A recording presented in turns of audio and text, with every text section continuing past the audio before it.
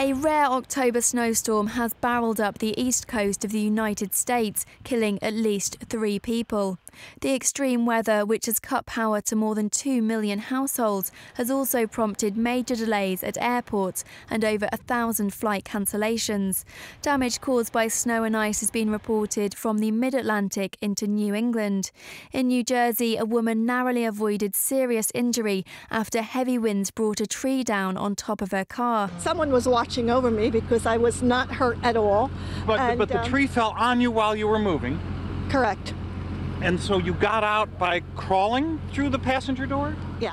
While October snow is not unprecedented, this storm could be record-setting in terms of snow totals.